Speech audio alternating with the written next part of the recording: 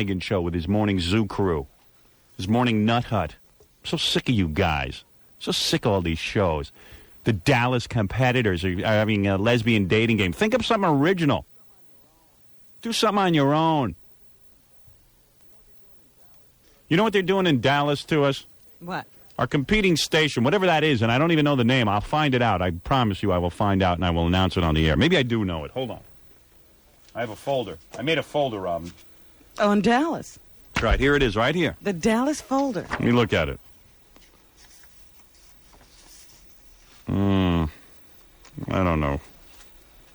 I don't know the competing What is station. in the Dallas folder? I'm just wondering. Well, I got a nice picture of our promotions director at the Dallas station.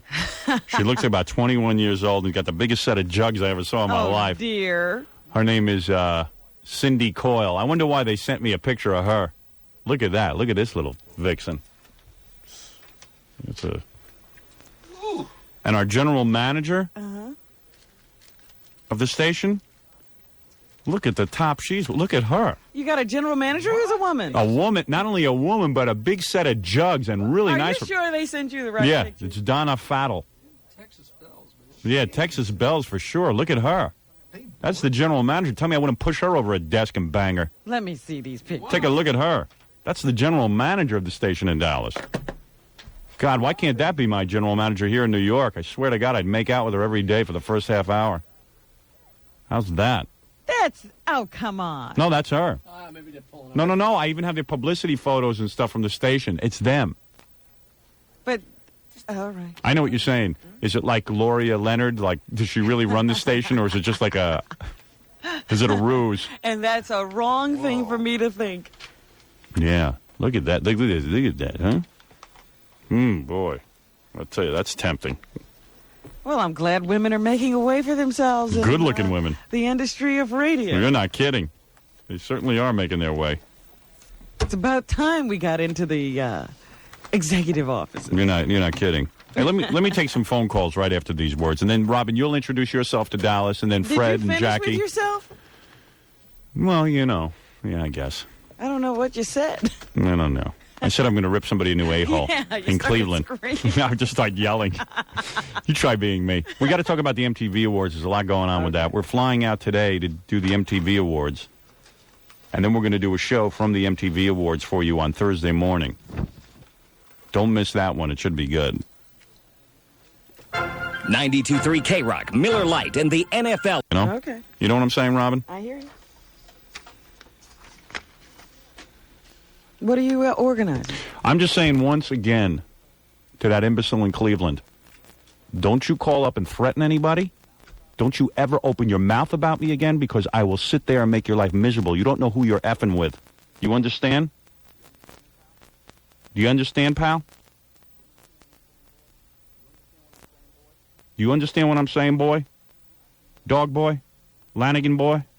You're going to be my bitch on all fours. You understand? You're going to crawl around like a dog. You just shut your mouth about me. You keep your friggin' mouth shut, or I'm going to make life living hell. You think it's bad now. Don't even get under my skin, because maybe I'll forget about you.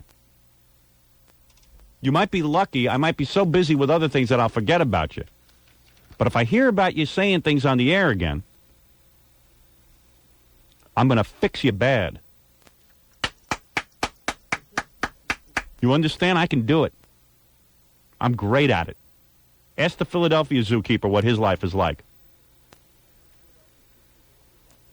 Next Monday, we're having a special Philadelphia broadcast. This is a show dedicated to my Philadelphia fans.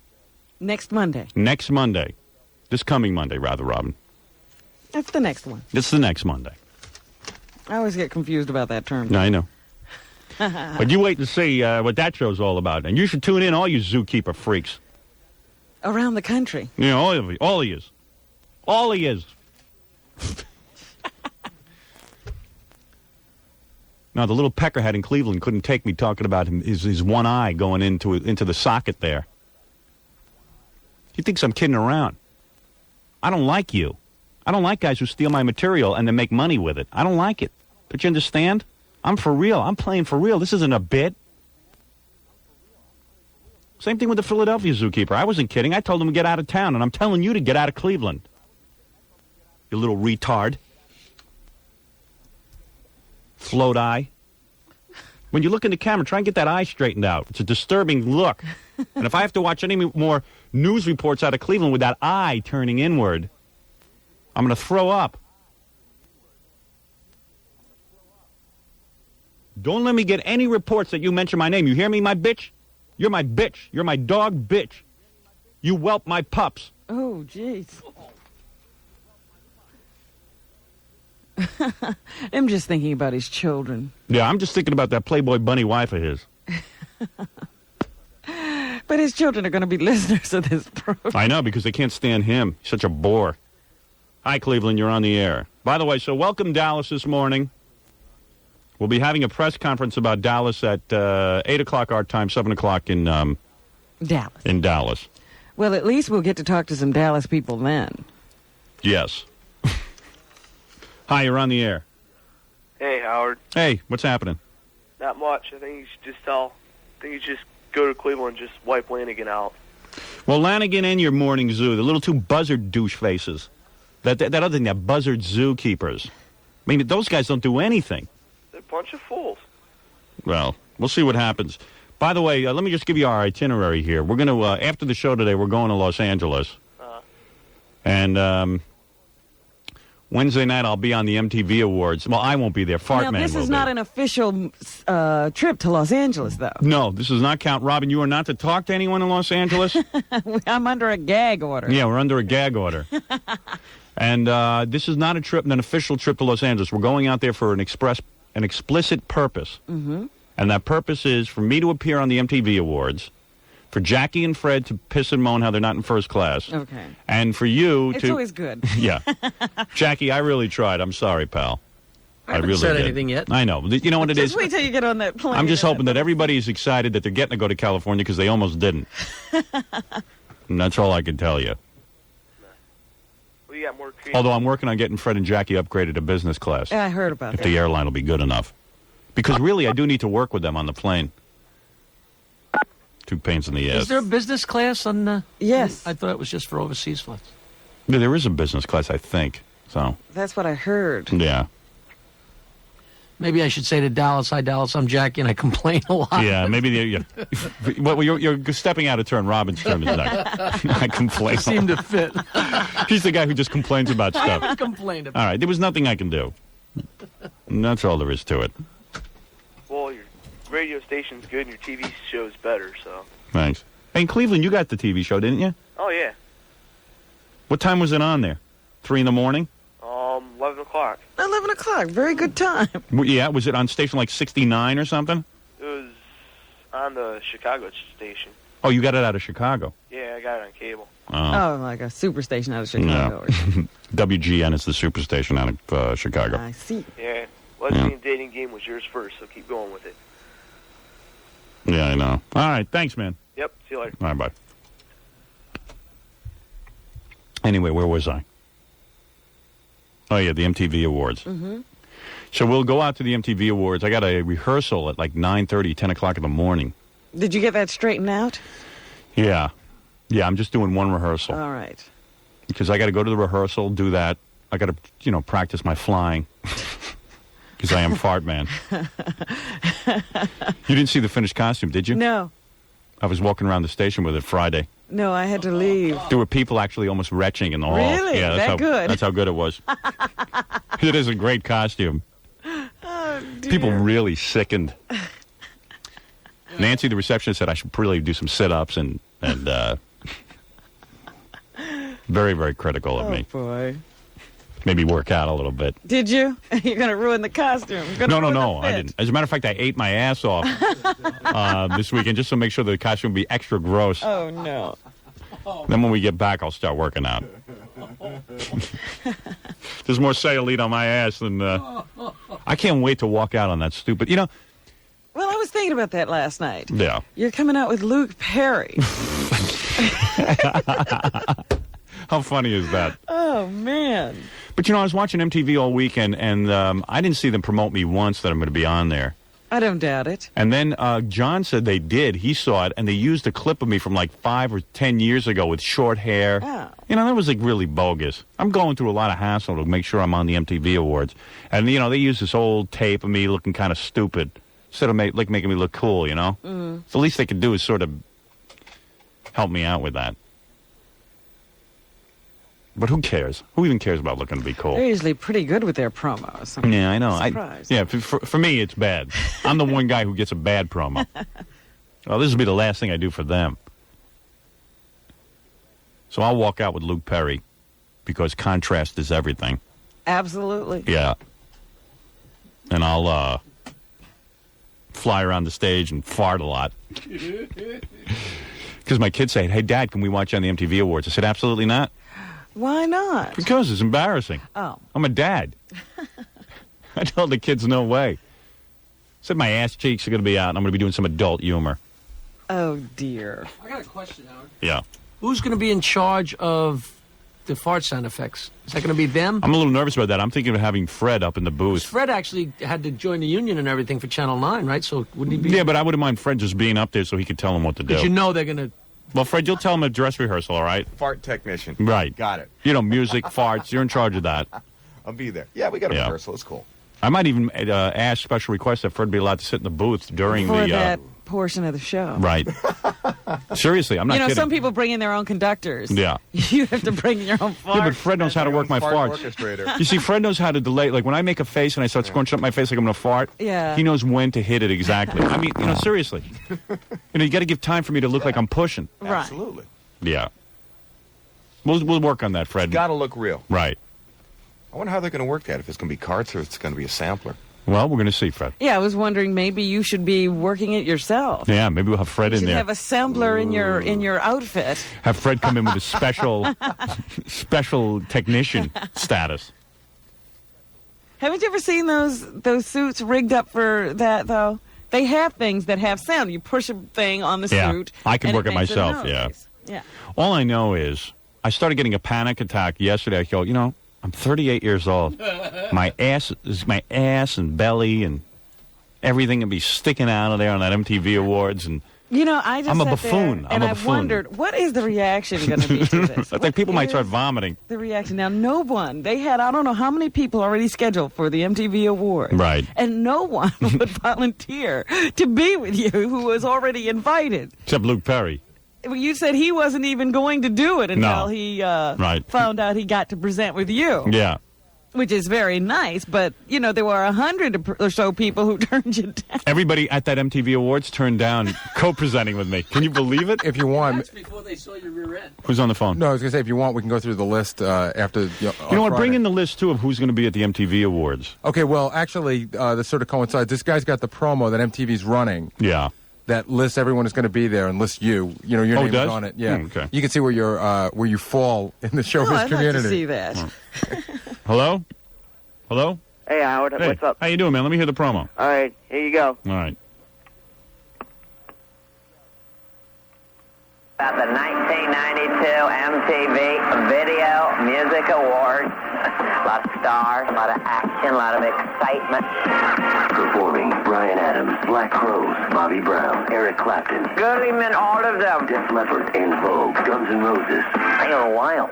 Michael Jackson, Elton John, Nirvana, Pearl Jam, Red Hot Chili Peppers, U2, Prezenti, Mick Jagger, Magic Johnson, Chris Cross, Eddie Murphy, Howard Stern, and more. Hosted by David Harvey. I could crush him. It's pretty cool. They edited it in. Little walnut. Live Wednesday, September 9th, 9 p.m. Eastern, 6 Pacific. That's because I Hey, you complained. shut up. I thought it was fine. The 1992 MTV Video Music Awards. I complained. I said, hey, what am I doing? I'm busy promoting them. I don't see my name Sure. being added in there. Did you hear it? Yeah, that's Yeah. pretty cool. Yeah, Yeah. they had to put it there because they added it in at the end. Yeah. All right. Take it easy, All Howard. right, thanks. All right, bye. What a goof. So we're going out there, and then Wednesday night we'll do a broadcast that you'll hear Thursday morning. Yeah. We'll be back right after these words. The classic rock station, 92.3 K-Rock. Yes, summer is just about over and you're getting... Trip. It will definitely be worth your while to stop by. Remember the phone number at Grand Central Radio is 212-682-38 5169. Call them. Same-day delivery on most items. Located at 155 East 45th Street. The best prices. It's Grand Central Radio, right off 3rd Avenue. 723, 92.3 KROC. Jackie the Joke Man Martling this Friday, September 11th. And Jackie returning to Rockland County. Well, he is returning. Yeah, he is. Someone said he wasn't going to, but he will be at the New York Comedy Loft in Nanuet, New York. For dirty jokes and info, call the all-digital 516-922-WINE. Next Thursday, September 17th at Zodiac in Allentown, Pennsylvania. Go try and stump the Joke Man. Thank you, Joke Man. Thank you. Everybody loves the Joke Man. You know, I'm looking over this list of MTV video presenters. Mm-hmm. I think I'm the most happening one. Well, there's Eddie Murphy, Howard. Yeah, but, you know he doesn't do anything funny when he comes out. You just mean in terms of what? Expectation. Oh, nobody expects anything from Eddie. They're just happy he shows up. We got Halle Berry, whoever that is. That's the girl. I told you who she was before. She was in Knots Landing.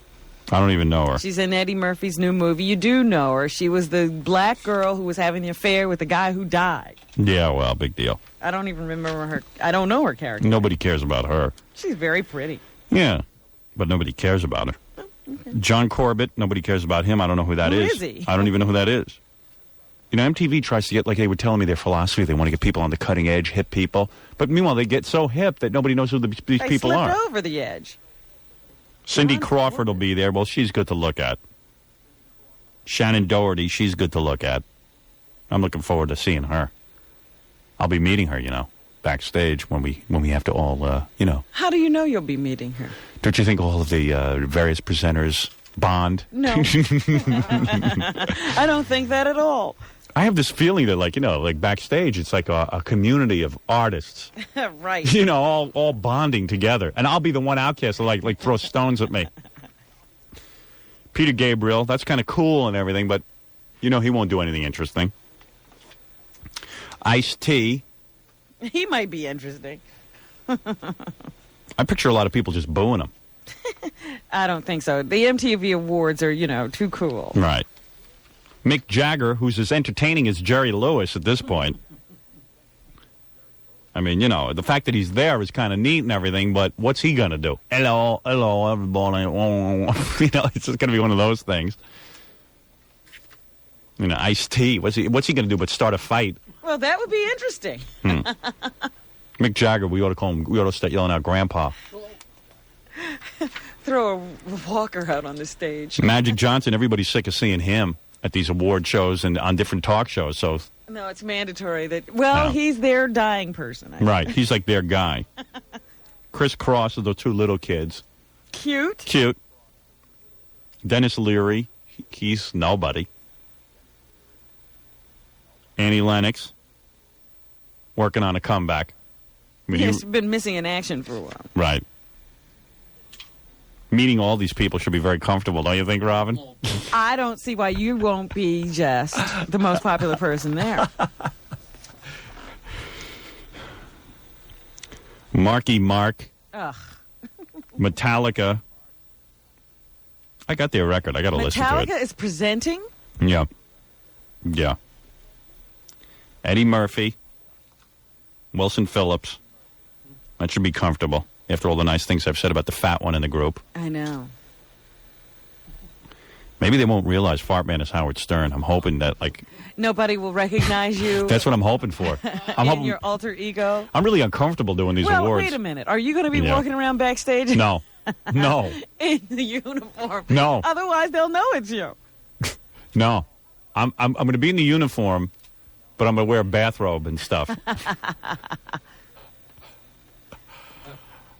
Well, supposedly, I don't go on till halfway through, so I have to, they told me, I don't understand the schedule.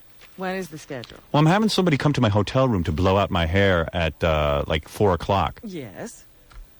Because the MTV Awards start at 6 o'clock in Los Angeles, but they don't start here in New York till 9 o'clock. Right, well, that would make sense. Yeah. So, they start at 6 o'clock, but they don't need me backstage till about 7 o'clock or so. I'm all confused. Hey, Gary, do you know, I told Gary to get all the details. Why are you confused? Because they were telling me something on the phone you don't have to show up till, you could sit out in the audience for the first hour or something. I said, I don't want to sit out in the audience. It's stupid. I don't get that. A lot of people do. That's how they stack the audience. Yeah, well, I'm not doing that. What is going on? What is my schedule? What is my itinerary for the day of the MTV Awards? I don't know what time you have to be at the show. Oh, I know what it is. Okay, now I do remember. I spoke to them about it. You have a rehearsal in the morning. Yeah, that I know. Your I know all personal that. rehearsal. My personal rehearsal. Then you have to go through the show rehearsal. No, I am not in that. They know that. Yes. Okay. I've discussed that with Then them. they said that they weren't sure what part. I mean, they told me around when you were going to be on the show, so they thought that you should be there. They said that if you were really good about it, you should be there when the show begins. Yeah, I'll be there, but I'm not going to sit out in the audience. They didn't mention that to me. They mentioned that to me. I'm not sitting in the audience. No way. I don't go for that. What do you mean? You sit up in the audience and everyone sees you already. What fun is it when you come you're out? not Fart Man in the audience. You're Howard Stern. Moot then point. all of a sudden. Let's face it, Ron, between you and me, a lot of people know I'm Fart Man. Yeah, I don't know how the secret got out. Yeah. It was something that I trusted you with, and you obviously blabbed. I beg your pardon. To all your I Yenta never friends told. out in the I never Hamptons. told. I'm going to let you in on a secret. Howard is Fart Man, but don't breathe a word of it. I'm telling you. Couldn't have been you blaring it on the air all the time and forgetting that you didn't do something. Fart Man did it. Right. Jean-Claude Van Damme and Vanessa Williams round out the list of hosts for the evening. Yeah. My parents are so funny, man. My parents came over yesterday. Uh-huh. So my father goes, I can't go to square dancing this week because I have to watch you on that MTV award. Oh, they should have fun watching that telecast. Yeah. So my father goes, I go, Dad, why don't you just videotape it? No, I can't videotape MTV. I don't get that on my video. I said, well, what do you mean? He's got some kind of tape where Oh, wait a minute. He's got a few stations. he's got some channels in there. I go, Dad. Oh, my. He doesn't He goes, have what do it I? hooked up to the I don't have it hooked. Yeah, because I'm not like you. I want to watch my TV and tape something on another channel. Why do I want to be tied into watching what I'm taping? I go, well, you got a good point there. I said, but you mean to tell me that you can't? Because me, I tape whatever channel I'm watching. Is that what you do? No, I have several VCRs. Some of them are hooked up to. No, but I mean your VCR on the TV. I have one VCR that's not hooked up to the box. Right. And then two others that are hooked up to the Yeah, box. so he's got the one VCR. Okay. So he can't tape Channel 29, or else he's got to open up the box, and it's a big pain in the ass, so he's going to just stay there and watch it. So they can't square dance. Because that's their exercise, square dancing. I've been wanting to see that for a long time. Yeah, you should go. I'll tell you when it is. You can go. Oh, I'd love to. That's my request for the video. Really? I'd like to see that. Yeah. Because the way you described the outfits were pretty interesting. Yeah, it's really. And I've heard about their dancing, so It's Fagola City. It's unbelievable. I would love to see that. So then my father starts in. He goes, so I don't understand something. How long are you going to be on? I go, well, Dad, I'm a presenter. He goes, so you're going to do a major chunk of the show? Are you going to be on for like a half hour? I go, no. I said, you ever see the Emmys or the Academy Awards? A guy comes out, he presents an award. That's me. Well, a lot of the shows now I see, they come out and they do a whole segment. Oh, I go, yeah, well, that's a recent development. But I'm telling you, I'm just a presenter. They're spending $40,000 on you with a flying rig for $30,000 and a $10,000 costume so you could be on for 5 minutes. I go, that's right. It doesn't matter how long you're on. It's what you do and the time that you're on. Well, I don't see that. And I got to watch that? I mean, I'm looking forward to it, but I don't know, 5 minutes. My mother goes, Ben, did he say 11 o'clock? How come he's not on first? I go, Dad, it's more of a compliment to be on later in a program like that. They're saving the best. You know, they're keeping people tuned in, waiting for me. You don't want to come on right away. You shoot your load right up front. Ben, what do we get? 11 o'clock? It's going to come on at 11 and we can't tape it? I go, why don't you guys go to Square Dancing? I'll tape it, and then you'll see it. Allison will give you the tape. No, we'll watch it. It's like an hour discussion yesterday about me on the MTV Awards and how they're going to tape it or whether they're not going to tape it. you know, these newfangled things, Howard. Yeah, well, you wanted to shoot yourself from this conversation. It was frightening. But anyway, we should get back to introducing ourselves to Dallas. All right, go ahead. And taking phone calls and stuff. And maybe letting the audience kiss our ass a little bit so that, Dallas gets an idea. Yeah, Dallas gets an idea that we're important. Love. Yeah, that we're important players in the radio business. We'll be back right after these words. Completely off her shoulders, there were two like white bra straps, but they're not bra straps. It's like a light white little tank top is bursting through, and then you've got like little mini pants, Mini pants. whatever you call culottes, or what do you call those? leggings, but they're only like half. Half leggings and open-toe shoes. Ooh, she wants to get Woo, it's the shoes that really get you. Boy, if she doesn't want to get laid. Lose the weight you want for $249. And let me tell you something, Robin. You've got to thank Nutrisystem because you could not have Thank you, squeezed into that Nutrisystem. little tight outfit like that. And your breasts are sticking out like JFK's head stuck out of that limo in honor of our friends in Dallas. I just wish they get that name straight. I have a feeling of what's going on, Yes. Glad somebody does. but I'm not sure. All right, we talked about the MTV Awards. I talked about the fact that we're on in Dallas. We're 20 minutes away from a press conference in Dallas where we'll meet and greet the press of Dallas. Now, I'll tell you the truth. I have no idea how the press is treating us in Dallas. We have seen no articles. No. We have heard no reports. No, if the Dallas station would send me any reports they have, I'd appreciate it. Hello? Things are on a very fast track, Robin. We're going on to more and more markets, and we have to get familiar with every market. Yay. You're on the air. Hi, how are you? How are you? Oh, pretty tired. And why are you calling me if you're tired? Well, I don't know. I've just been hanging on for the past hour and a half, but it's worth it. I'm tired, too. You're probably tired for the same reason I'm tired. Which is? Well, we spent the whole weekend watching the telethon, and Frankie Avalon was so dynamic, he took away all our energies. Could that guy be any more monosyllabic? Well, I just, I thought it was me, but I wasn't getting the same kick out of the local coverage No. of the telethon that I normally do. Give me Tony Orlando. Or Ben Vereen, anybody Yeah. but Frankie Avalon. Ben Vereen's a little out of commission, Robin. He would have been fun to watch. Frankie Avalon is monotone and monosyllabic. He's got nothing to... I mean, he's a dull guy. This is how he stayed around for so long. Yeah. Oh, man. The funniest part of the telethon for me is when Z100 sent out their new disc jockey, Human Newman. Did you see that? No, and the I guy, missed that one. The guy was apparently crying. Human Newman. And he was bald, and he looked like about 70 years old. Human Newman. Hey, Howard? Don't those guys at Z100, the zookeepers, don't they all get tired of being a-holes for a living? Don't they ever get sick of it? Being they're just total dickheads? Human Newman?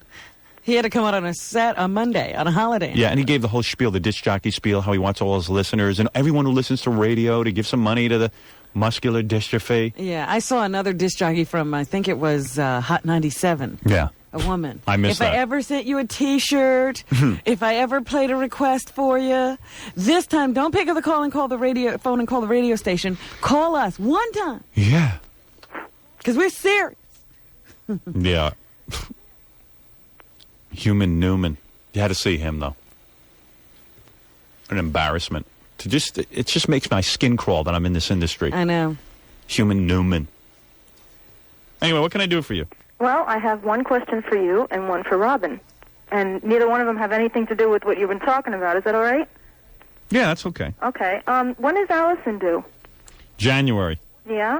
Okay. I was just wondering because I heard about the pregnancy. Congratulations. Yeah, we're having our third daughter. And that's another thing I'm really getting sick of, is everyone saying to my wife and me, they get my wife, people are jerks. I got to tell you something. They get a hold of my wife and they say to her, oh, Howard must be so disappointed it's not a boy. Everybody said that to me, too. Like, oh, really? That's How's he terrible. taking it? How's he taking it? And, man, that really sucks. Like, maybe, okay, look. Is he okay? I'm not going to give off that kind of vibe. I'm happy I'm having a kid. They're a bunch of skunks. And I'll tell you something. I'm glad it's not a boy because why, Robin?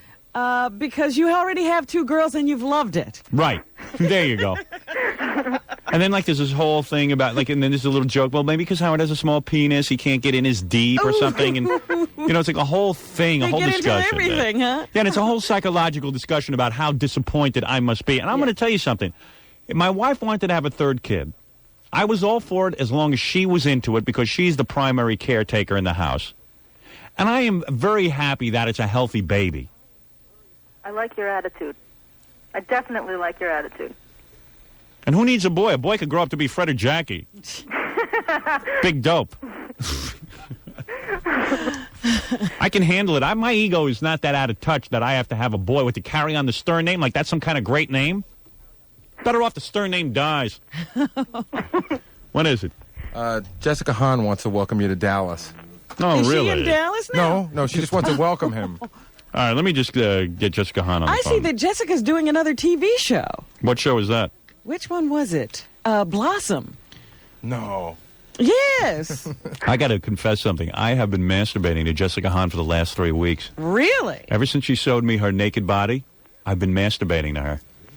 Did you see her new Love Phone ad? You know, a lot of people like remember Jessica from her first Playboy shoot and stuff. And, you know, she kind of had a fat ass. And she had a bit of a roll around the gut. I'm telling you, this girl exercised herself into a shape where, I mean, she looks as good as any Penthouse Pad or Playboy Playmate. And when we were in the hotel room when we went to Philly the last time, Jessica, I asked her, can I please see you naked? And she said, okay. And she took off all her clothes. And I just stared. You know what? I didn't. We go from fatherhood to. I didn't. I just can't believe this show. You know what she looked really good in? Yeah. That night that I sort of keep remembering. Yeah. She had on that flowery kimono. I didn't like that. Oh, it looked good, and she kept. You knew she wasn't wearing any underwear. Yeah. And she kept sort of like just, laying across the couch. Yeah, and she kept showing us a bush. Yeah. Oh, no. We saw Are it, you right? The serious? kimono. Yeah, we saw her bush in the kimono. I like that. I like that rather than just full showing it to you. It was real weird, and like she was, then she started describing to me when there's a man that she likes to give him a fashion show, and she likes to put on different outfits. I said, "Well, give me a fashion show." She came, for the guys and me, and she put on first a mini skirt, which was the miniest of skirts. It really was, and with the high heels and the breasts, and then she unraveled her mini skirt, and she was in thong, like her shirt was a thong thing. And she was proud of her ass because her ass now is like a perfect little bubble. You know what I mean? It's like there's no cellulite or anything on it because she just exercises so much. Yeah, she never stops. And she was completely tan and everything, and she had the big jugs, and you could see through her shirt because her shirt was like see-through. It was a fishnet. It was a fishnet. It was like a danskin fishnet. And then I just said, I said to her, do me a favor, just take off everything. I got to just see everything. And, she was so proud. She took everything off, and she just kept her heels on, which was my request. And she kept spinning herself around, and I told her, spin slower. Oh, geez. And she shaved almost everything off. And it was just like a little, like a 5 o'clock shadow at most, Robin. Oh, you mean it was that low? Yeah. Oh, and it looked like a little billy goat. Oh. You know what I mean? And she just kept spinning around, and the image of that, the perfectly flat stomach and the big boobies and the ass, just keep I keep masturbating. They just keep to it. going through your mind. Yep. I got to confess, I've been doing that for 3 weeks straight. Huh. You know what I love about Jessica?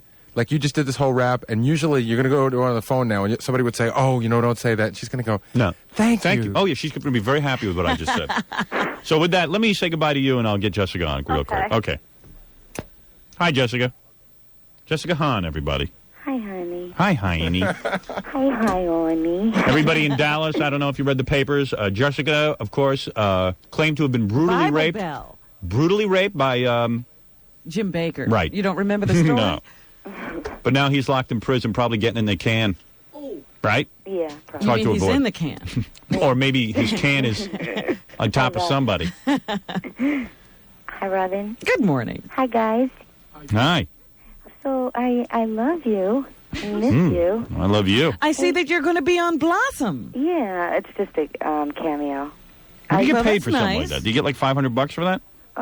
You just get SAG, You get SAG? I thought you had got rid of your cellulite. I know. Ha, ha, ha. Little joke. You been exercising? Oh, God, yeah. I'm tighter than when you saw me. Really? Yeah. Wow. When do you go and slip past tight because she's exercising so much? You know what? Where's the line? No, now I'm into like really high protein, low fat, so I'm really... You're practically down to not even eating, I bet. No, I'm eating. Right. Dad. No, I'm eating. I'm eating, and I'm just like... I've been masturbating to you. Remember when you kept showing me yourself naked and turning around and stuff? I was, yeah. I've been masturbating to that image. Oh, good. Isn't that nice? Yeah. I'm not kidding, though. I really think about it a lot. And Jessica, I never used to think about Jessica, ever, when it came to fantasizing. I never used to fantasize about her. Now you can't get her out of your head. Yeah, she was too big for me before. Now she's like slim. Jan Brady body before or something. No, you never Jim Brady body. Jan Brady. Oh, Jan Brady. Never really kind of... Jim Brady body. I was very confused. All right, Jessica, listen, I got to go because I'm in the middle of my big Dallas broadcast. Oh, listen, so you're going to do MTV tomorrow? That's right. Oh, good. That's right, Jessica. Are you going to be there? Well, I'm like around the block from where you guys are going to be. Well, we certainly hope you stop by for our big broadcast. I might just do that. All right, Jessica Hahn, everybody. All right, and I love you, and I'm happy you're in Cleveland, too. Thank you, Heine. I can't wait till you get to Chicago. All right. All right. Very nice. I love you guys. Love you. I love you. All right, Jessica, thank you. Okay, bye. And Jessica, by the way, told us on our last trip to Philly that when she has a new man in her life...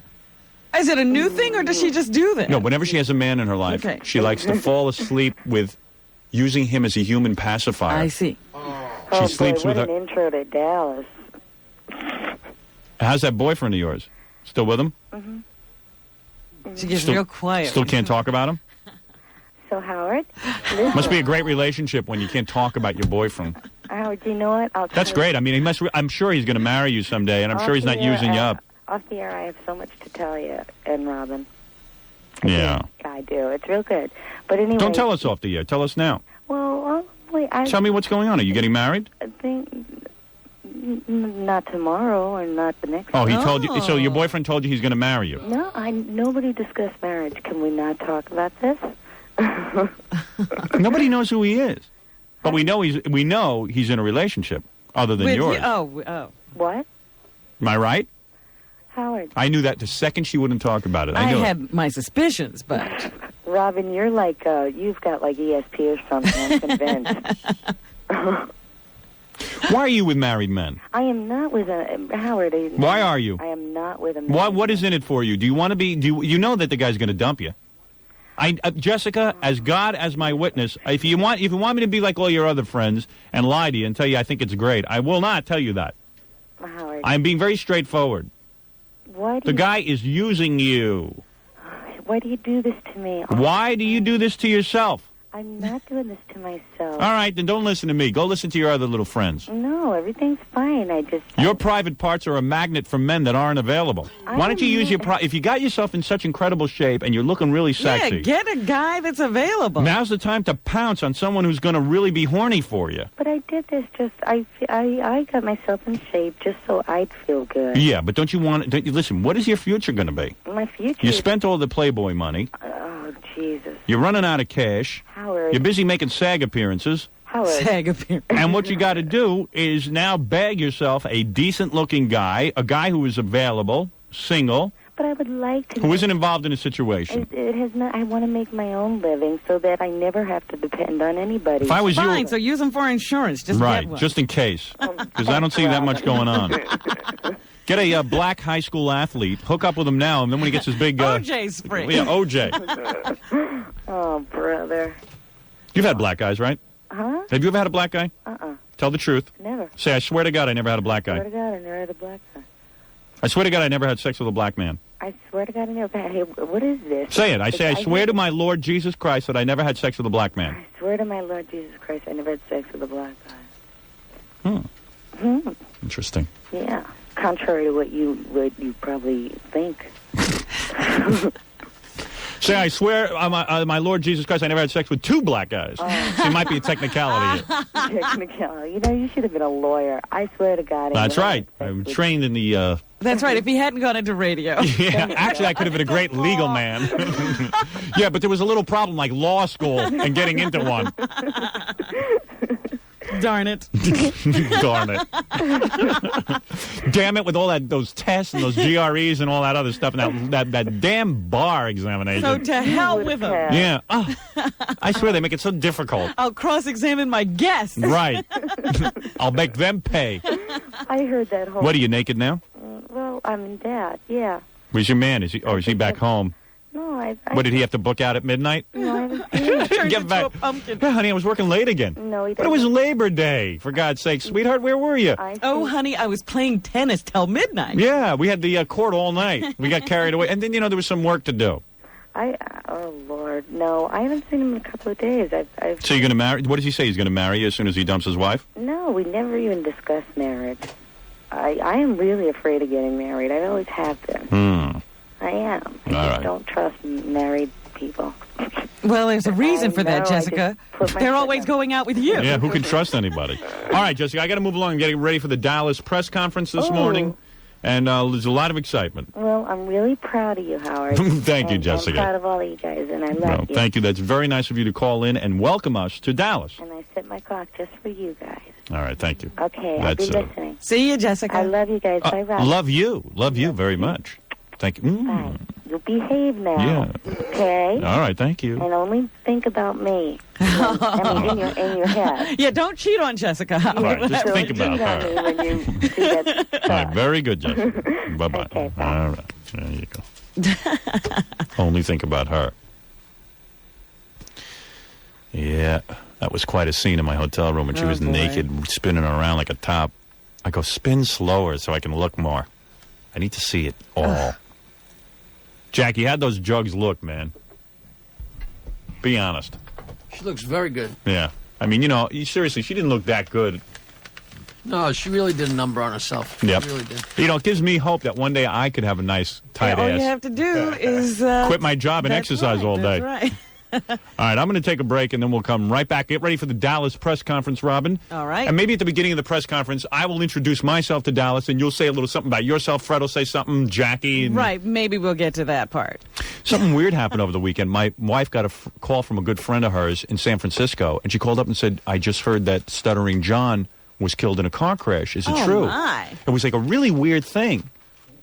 And my wife said, Howard, I got really nervous, maybe she just got to me. I said, but I would hear about it before anyone else. Sure. How could they hear in San Francisco first? Yeah, so she said, no, we had heard that someone from the show had died and that it was Stuttering John in a car crash. And So who died? so the only thing I can died? figure out is that we must have been talking about Ted the janitor dying. And then when word got out to San Francisco, because they only know us through our TV show, they probably said, oh, it must be Stuttering John, and then the rumor got started. Oh.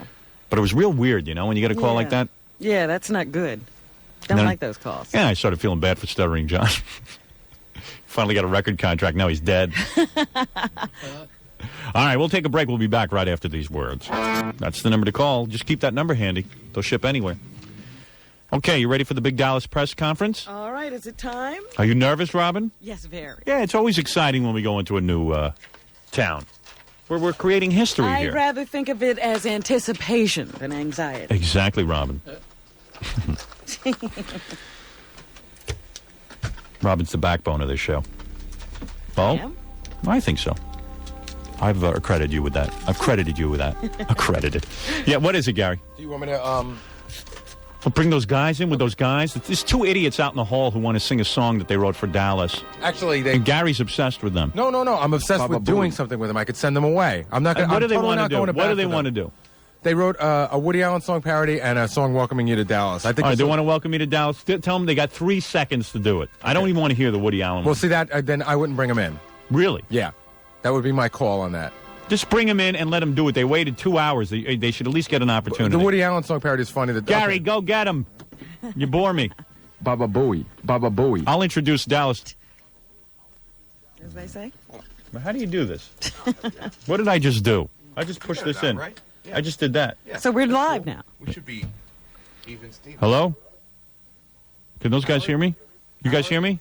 There's a bounce. Listen to that. I'm going crazy. First, I get no phone calls from Dallas because they forget to set up the phone line, and now I can't even hear them. All right, thank you. I don't know what to do. Eli, get in here and set this up. Pal of mine. You put down Scott the engineer, but when he's here, it does... Things run a little smoother, don't they? Certainly do. You must know something. You sit there. All right, here's the two guys from who want to welcome me to Dallas. Hi, guys. How you doing? What's the story with you guys? I'm very glad Big to fans? be here. All right, just sit Yes. down real quick. I really hardly have time for you. Thank you very much. Good morning, Jackie. You guys are Robin. dressed like cowboys? Yeah. All right. Now, do you have a particular name? You guys understand I'm not set up for you, but while I'm waiting till they fix the lines in Dallas, we'll listen to your song to welcome me to Dallas. Now, you guys are from New York, right? Jersey. From Jersey, all right. All right, quickly, and I'm going to cut you off the second I get bored, all right? Okay. All right. All right, everybody. Well, all right, everybody. We just hitchhiked from all the way from Dallas, Texas. Everybody's talking about the Rockin' Crave over in Texas. It's a crave. Everybody love it. Yeah, we wanted to welcome our pal Howard Stern up there from deck. Give him a big Texas welcome. Yeah. Yeah, he's that funny boy from New York City. Everybody knows Howard Stern's the king of All comedy. right, what is your Woody Allen? Quickly, the Woody Allen Okay, song. Woody All right. Allen tune. What's got wrong it right with you here. two mental patients? We are mental patients. I swear to God. Mature men, Howard. Gary, you're fired for letting them in the building. You know, these are two guys. These are not kids. How old are you, sir? I'm Monster Dan, Howard. Yeah, Monster Dan, how old are you? 37. I live at home. You're 37 years old and, And you you live at home. Yes. With your mommy and daddy. Yes, sir. Why is that? What has gone wrong in your life that you're 37 years He's old?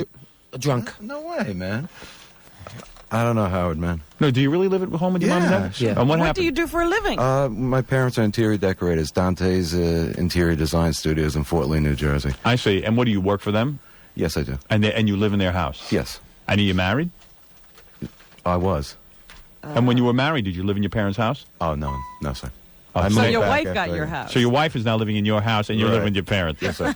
How long has that been going on? About 3 years ago. Yeah, isn't it great? Yeah, it's fun. And what about you, Junior? My name is Don the Animal, or Wood Ye Animal, and I live with my parents too. I'm like 33. I've been going to college for like 14 years. Now, come on, don't put me on. I swear to God, I'm trying to graduate. I seen Jackie up in Ramapo. I seen him up there. He called me Jesus. But how do you make a living? Seriously. I'm a cook at the 101 pub in Bogota. All right. Two overachievers. Yeah. Well, we got like a music comedy. What are you, act two over Jewish there. cowboys? You two Jewish Yes, sir. guys? We're like Woody Allen. You're like cowboys. Roy Rogerstein and Hopalong Schwartz. Yeah. That's what I'm going to call you. All right, go ahead. Let me hear this Woody Allen song that Okay. you wrote. Go quickly.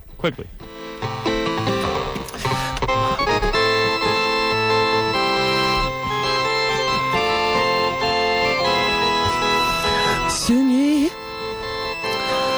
why would Mia do this thing to me? Sunyi. All right, go ahead. Get out of here, the two of you. You should be ashamed of yourselves. All right, very good. First of all, why are you playing in a key he can't even sing it in? Well, maybe I'm a little nervous. All right, very good. The two guys from welcoming us to Dallas. You Thank actually you. perform Here, somewhere? here's the lyrics. You can have them. There's some maybe you can use them somewhere. There's some. What are you, gay? Are you gay? No, I'm just a loser. All right, thanks. Okay. And we love you, Howard. Really, you are the Sternish. All right, thanks, guys. Every day, you've brightened up my life, man. What, you Really. want it? What's the matter? You look disappointed. I can't. This is nonsense. Come on. It's fun. The words are funny, Howard. What, the Wood Ye? No, the words are We good. stayed What up is 2 funny? nights. To We the Woody stayed song? up 2 nights writing Yeah, that the song. words are We were funny. up for Where 2 is this nights. song? Sunyi, what is it, Gary? It actually got funny. It got funnier? All right, Yeah. go ahead, quickly. Okay, take it Quickly, from the push. I Take it have from a the press push. conference going on. 1, Take 2, it from the 3, push. 4. Mommy was out and we're all alone. Sweet pungent pork, sang our telephone. High school smorgasbord. I love you. Another push. I got a famous antique Woody. It's old and wrinkled just like me. Slanty eyes are cool. I love you. Another push. No, listen, come on. I'll push you right out the door. My Listen- match. Okay. All right, Push us right out the door. Thank all you. right, Let me hold the lyrics. Yes. I need these 2 pieces of paper to wipe my ass Wipe with. your ass later. with it. That's Yeah. it. Blow your nose with it. No, very good, guys. You're entertaining characters. Thank and, you thank very you. much. All right, give We him a love prize. you. Give him a prize, God Gary. bless you, man. Dallas, Texas, man. All right, guys. Good luck in Dallas. All right, thanks, guys. Really? All right, yeah, you're great. Take the headphones off. Seriously. Thank you. Thank you. Yeah. 2 characters. Hey, remember me? Jesus Christ, he's a legitimate son at Ramapo? You don't remember me. Okay, take care. All right, take it easy. Just imagine you're a parent. And that moves back into the house with you after 37 years. All right, listen, let me take a break here. I will see if they've got this Dallas... Hold on a second. Let me check. Hello? No, we're still bouncing. We are here. Yeah, it sounds terrible. Yeah, it does, doesn't it? Can you guys fix that? What about this, Howard? All right, we're going to try another microphone. All right, try something else. Or else call me up on the phone or something, and we'll do it. We could try it that way if you like. Is this any better? No, there's some kind of echo in the room. Isn't this is the golden age of radio here. Technology at its best. Hey, who am I talking to? This is Brian. Oh, this is the program director. Oh, okay. All right, I think we might be better off trying it on the phone. After you set all that up. Yeah, okay. Hey, I know. We went through all this expense, satellite, this and that, and... I wonder why it's not... We've done this in other cities. It's always worked. I wonder why it's not working there. I don't know. That's weird, isn't it? Well, we have no way to monitor you. That's the problem. This is why Ross Perot couldn't win the presidency, because they were going to do all that teleconferencing and have those teleconference press conferences all the time, and they just couldn't get it together. It sounds like Yankee Stadium in here. Maybe it's not so bad, Rob. Maybe we could work with this. Do you think? Could it be the connection? You know, sometimes you call California and you get that slapback, but Yeah, you don't but this always is get it. This is satellite. It is? Yeah, we're on a satellite. This is an expensive satellite. Ooh. We're up on Sputnik today. They got to be doing something wrong. Then. Maybe it is Sputnik. That's the problem. Yeah, I think you guys are doing something wrong. Go ahead. Figure it out during the commercials what you want to do, and then we'll come right back. Okay. All right. We'll be back right after these words. As a proud Jeep owner, I can tell you, thank you. All right. Fred's serious. There's only one Jeep, and he's got it. Oh, yeah. Oh, you know, when Fred gets a car, it's the everybody best. gets to look at it. Right. It is the best.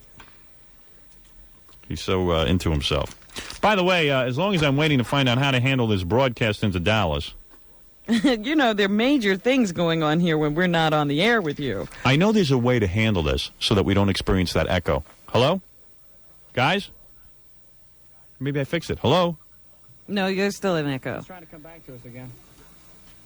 I don't think I'm an echo now. What is it, Gary? You see, Scott the engineer does a thing where he... I just want. We're working on it. Yeah. I just want you to know so you don't think we're ignoring it. He's making some calls, and they're confident they can have it fixed in a couple of minutes. Oh, okay, all right. Maybe we should never let Scott go. Here's a couple of things going on.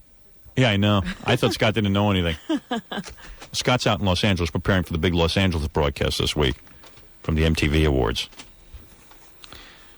What a pain in the ass. I hate flying anywhere. You were just on a plane, too. I can't believe you agreed to do this. You know, it always seems like a good idea when I agree to do this junk, and then I'm so sorry. The thought tomorrow morning, after we fly to Los Angeles, I got to get up and do a rehearsal. And then I got a couple of meetings, and then... and then you'll be actually on the awards, and then you'll be doing the party. Yeah, but I'll be on such a high that... Anyway, over the weekend, I got a call on my answering machine. I didn't call him back. I can't believe it, but I just was so busy. Dice called me. He got married over the weekend. Oh, really? Andrew Dice Clay is a married man. Well, congratulations to Andrew. Finally made an honest woman out of his wife, Trini. I thought he wasn't going to do that. What did he tell us the last time he was in? Well, I said to him, I said, gee, you know, you got a kid, and if you can do the decent thing already, you'll...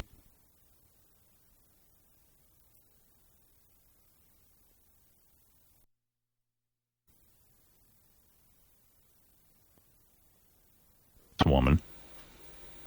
I said it's ridiculous. I mean, the kid will be a bastard. He's doing the Woody thing. Yeah, he thinks he's Woody Allen. By the way, also in Andrew Dice Clay news, Club Soda Kenny married Hot Tub Johnny over the weekend too. Well, I'm glad that everybody's going to be together. Yeah, so Dice is married now to a woman, and Club Soda and Hot Tub are married to each other. Well, speaking of news of our friends, I see that Billy Preston pleaded no contest. Oh, yeah? To charges of possession of an illegal substance. Yeah. He told us he didn't have any. And assault with a deadly weapon. I see. He will be sentenced on October 16th. The maximum penalty could be 4 years, 8 months in state prison. The charges, of course, involve two incidents which took place over a year ago in which Preston picked up two day laborers, one adult and one minor. Both the men say Preston showed them pornography and touched them in sexual ways. And the adult says Preston threatened him with a knife. Wow. Wow. How do you like them apples? I don't know what to say. By the way, well, maybe we should start the Dallas press conference, and I'll describe who I am. Can you guys hear me? Yes, we can hear you, Howard. All right. This is kind of a bummer. I'd like to talk to the press, but... We won't be able to talk to them? Let me see, maybe... Howard? Yeah? Hi, Howard. Who's that? All right, that's our board op, Russ. No. Okay, Oh, Howard, dear. it's Brian again. Yeah, great. I'm really thrilled to be talking to you, Brian. Hello? Now, what about if I press that line down, Eli? Eli, tell me what I got to do to make this work. Go around the telephone. I'm telling you, there's a way to do it. On satellite, doesn't it? Usually sounds like somebody's right in a studio, right? All right, Eli, I got that up. I got echo. I got that. Go ahead. No, it's echoing over in Dallas. That's their... That's their problem? That's what they're sending on the line. Ah. You think they're crummy engineers in Dallas? Do you think that they're idiots in Dallas and don't know what they're doing? Is that what you're trying to say? Go ahead, say it. All right, very good, Elon. That's it? Well, Eli, I hate to tell you, I can't do a press conference like that. Let me try it over the phone line. Hello? Can you guys hear me now? Hello? Yeah. You can't hear me? Yes. We can't hear you. Just put the echo back on. We'll pretend we're doing oldies radio. No, we're not going to do that. It's only when I'm talking. Why is it echoing there? Why don't you turn off all the speakers in the room? And put on headphones. Maybe that's the problem. I can't spend all day on this. We have many important bits to get there, Robin. I know there's a way to simply do it, but there's nobody in charge here who knows how to do it. What am I supposed to do? I don't know, Howard. This is not a good day.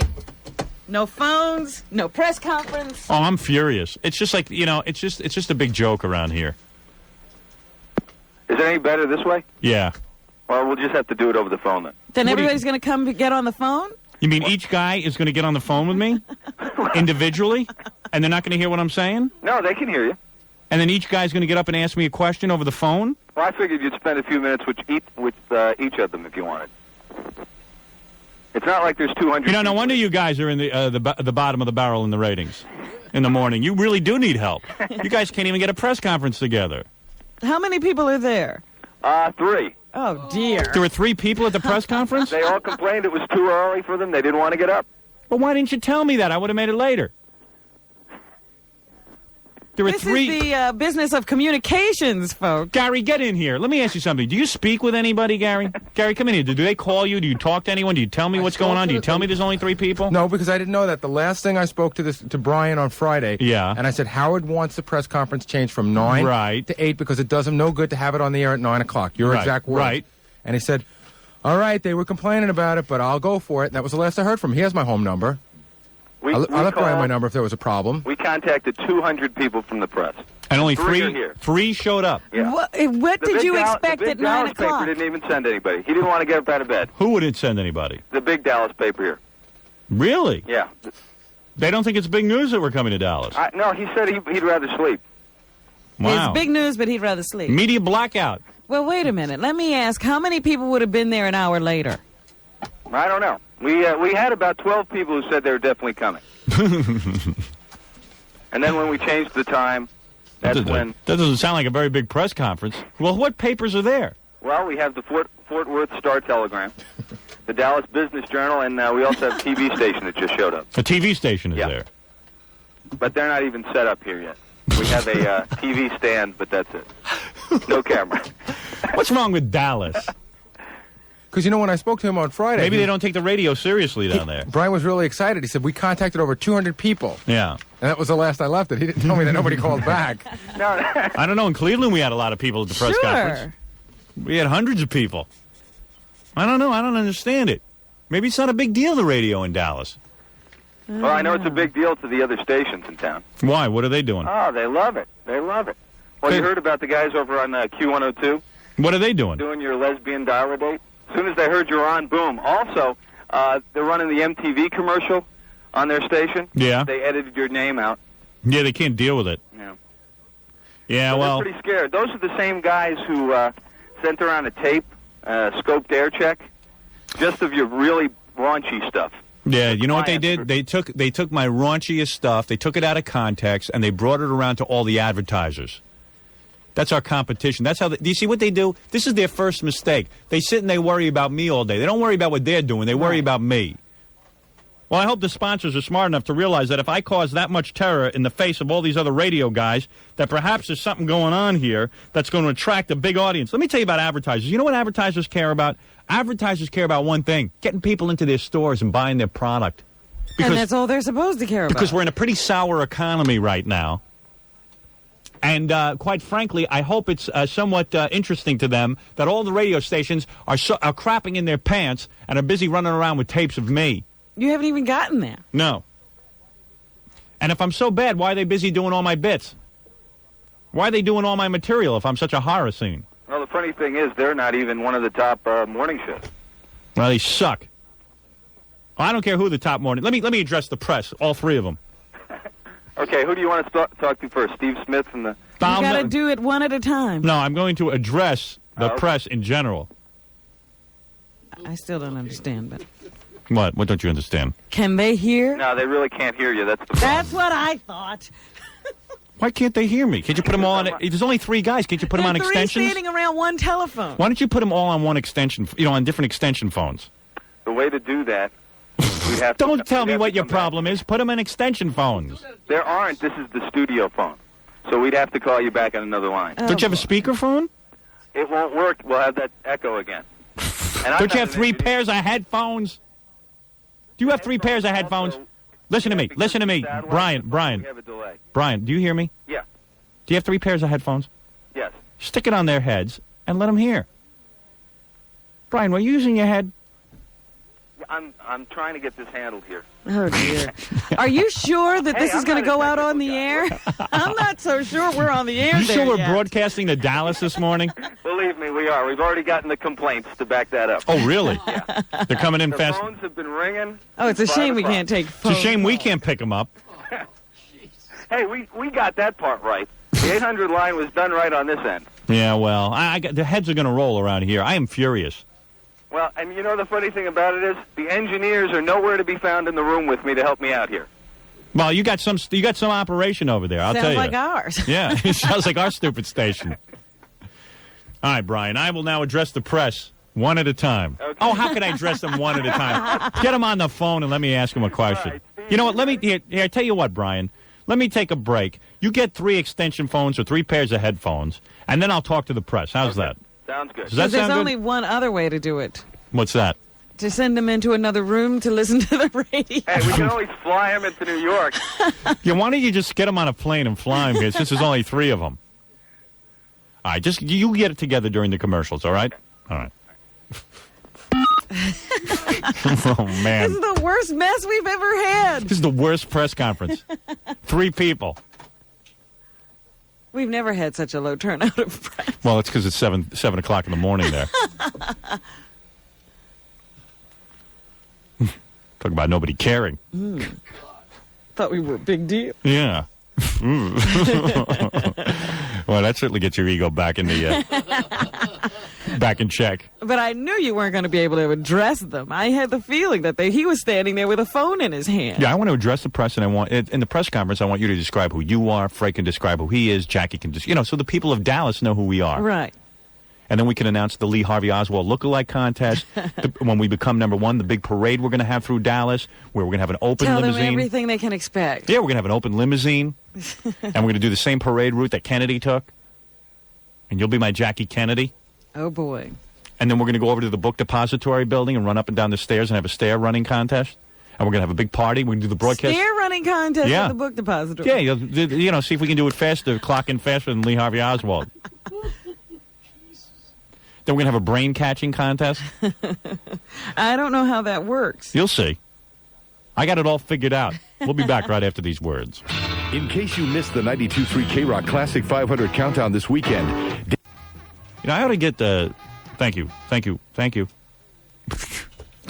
Freddie was into the music. Yeah, he was playing that sax like he was playing it himself. I got to tell you something. Tom Chiasano, our general manager here in New York, just came in, and I gave him a dirty look. I said, Tom, what's going on? I can't get the satellite working. I have no phones from Dallas. So he tells me, Brian, are you there? Brian, you there? Yeah. No, I can't hear you at all. Good. Not at all? Yeah, that's great. All right, listen. He's getting further away. Dallas must be slipping off the continental USA. What are you on, a speakerphone? No. Well, yeah, we actually are. But we can't do the headphones thing, so this is about the best it's They gonna can't do the headphones. I knew it. All right. Well, my general manager tells me that you guys didn't order your phone lines in time. It's your fault I don't have phones from Dallas.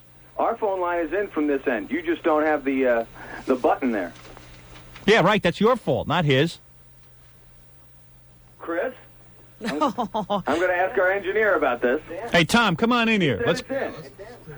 Chris, come over here. Howard, I want you to talk to Chris, our engineer. Well, I'm going to let Tom Chiasano talk to him. Hey, Tom, come on in here. Hey, Tom, tell this guy off. Hell, Tom. Come on, Tom. Here I was in here cursing you out.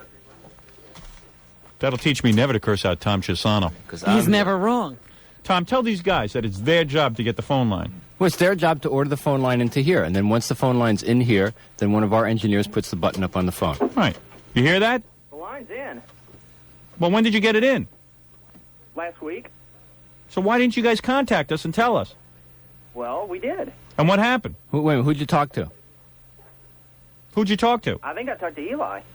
And what did Eli tell you? He said they'd get it in. Wait a minute. Oh, dear. No, that's fine. Let's get Eli. Oh, okay. Now I'm back being mad at you, no, Tom. well, let's see. Let's find out if the phone line's in. AT&T account number?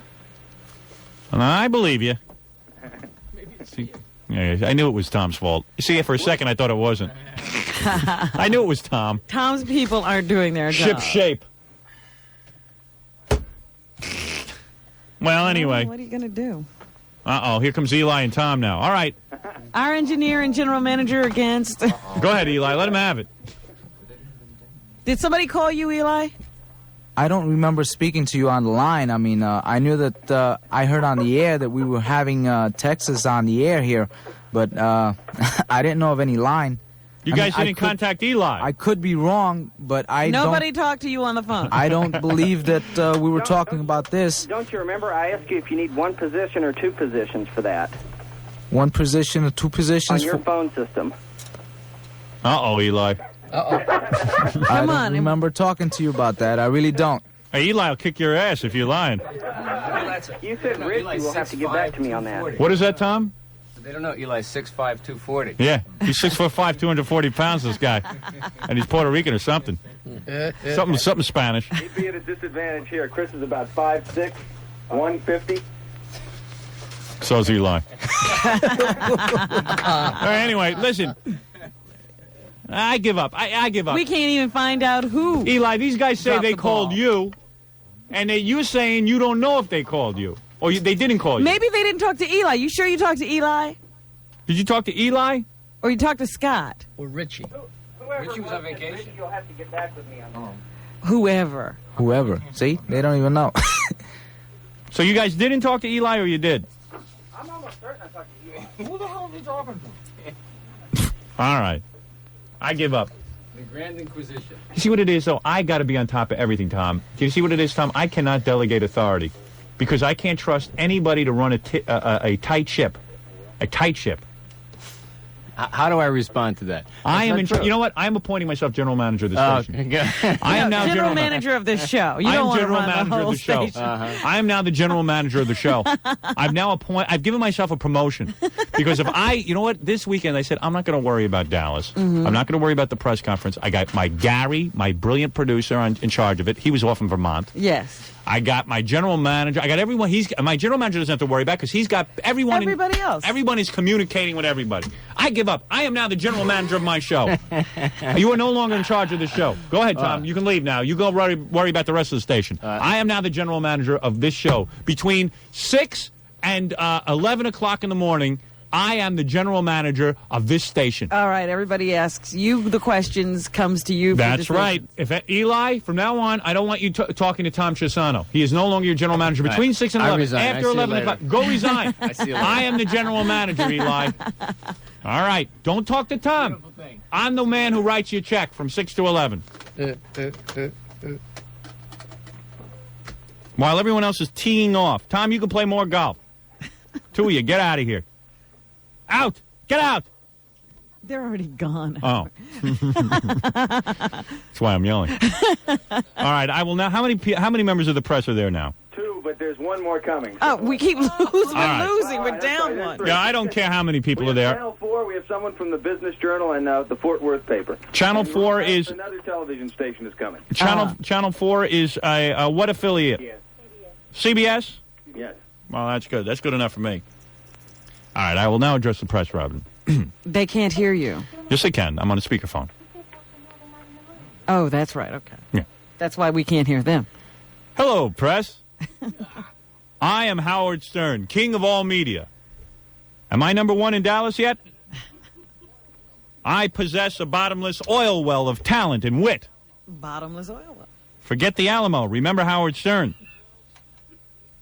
I am thrilled this morning to announce that Dallas is the next notch on our growing chain of successful markets. Thank you. Thank you, boys. The next link, if you're going to use the chain analogy. Whatever. Yeah, right. Link. First, before the press is allowed to address us, I will have each member of the crew tell who they are. Give a little bit of synopses of themselves. First, maybe you ought to introduce yourself. All right. My name is Howard Stern. And what I am the host of the show. I'm one of the hosts. Robin's the co-hostess. Well, you're going to introduce me, too? Oh, yeah, but I'll get to you in a second. I'm more important. All right. Well, you know what I am, right, guys?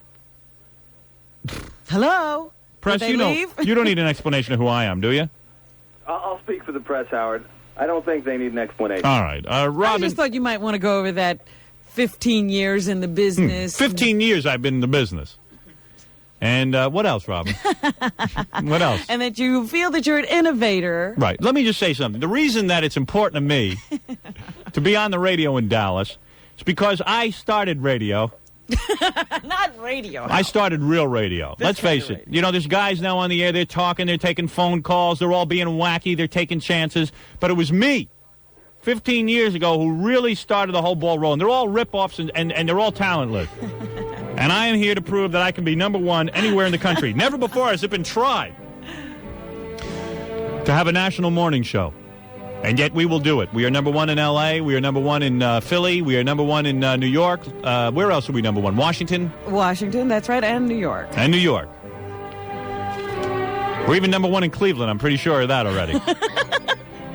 I'm expanding as fast as my gut and buttocks.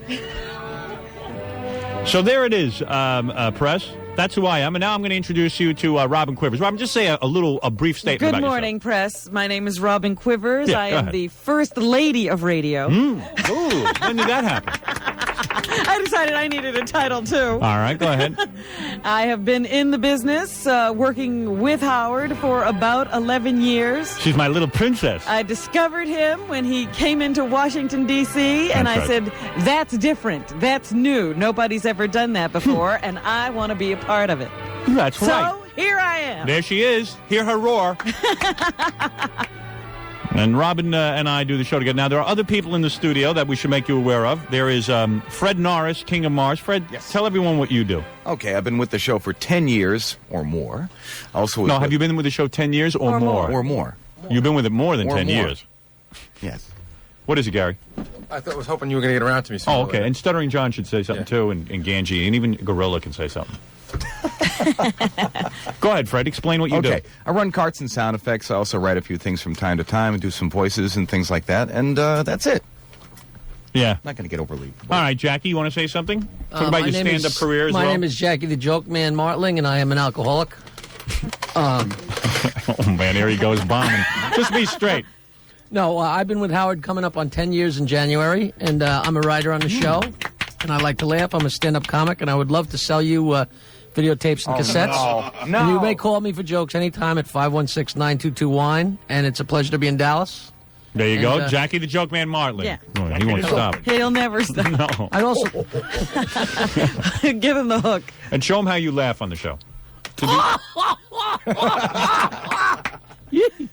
All right. And Gary, describe who you are. I am Boy Gary. My title is King of All Screw-Ups and Excuses. I'm Howard's producer. I supposedly organize the show. Tell him what we call you on the air. Baba Booey. His name is Baba Booey. Tell him why. Okay, I collect animation art, and I was talking about Baba Louie, except I screwed up and I said Baba Booey instead, and I never thought it would catch on, and they played it to death. Right. I'm supposed to organize the show and book guests, but Howard says I don't really do it that good. And I get yelled at a lot, and a lot of the time I deserve it. Right, okay, that's a good description. It was honest, factual. Pretty demeaning, but good. Stuttering John, describe what you do on the show. Hero of the stupid. Yeah, I was just going to say to all the stupid people in Dallas, I am your hero. And I'm the guy who asked the questions on the to the celebrities. What was that? That was a snort. I stutter and I stammer a lot. And, I've been with the show for over 4 years. Talk about how you don't get paid. Until recently you just started getting paid. Yeah, I haven't got paid for 4 years. I've been working here for free. I'm pretty much a dirtbag. And I got along. Tell him what's wrong with you today. Oh, today my hemorrhoids are acting up. Is that true? Yeah. I just, I'm bleeding. You're bleeding? Yeah, I'm bleeding, man. You know why you have hemorrhoids? I had wings last night. Yeah. You want to know why? Where'd you put them? You know why? You know where you have? You know why you have hemorrhoids? You want to know the truth? I think it's because I eat crappy food, right? No, that's not the reason. And I don't wipe correctly. That's Well, I wipe till You I'm mean like you burning. wipe? No, let me tell you what happens. Your intestines out of your body? Let me tell you what happens.